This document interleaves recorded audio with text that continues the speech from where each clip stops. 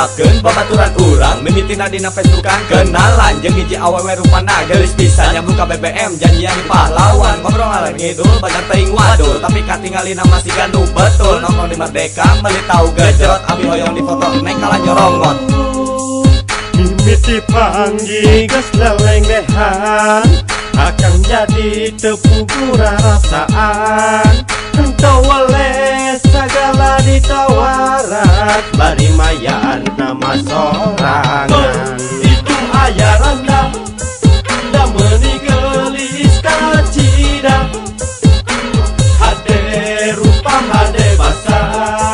rumata akang kagoda sugan teh umurna 20-an ari pekes umur 28 sanu nyangka atas buntutan salirana alit rarai budak sekolahan di kacamata rambutan di poni gayana budak gaul tren masa kini aduh gelisna kawanti-wanti sawios neng randa akang manampi gelis putra hiji tapi na akang nampi nu gelis mirip Barbie lucu pipina cabi sawios tilas batur akang macadu mundur pancet tina galur batur sakasur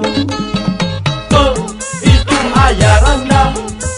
da meuni geulis kacida hade rupa hade basa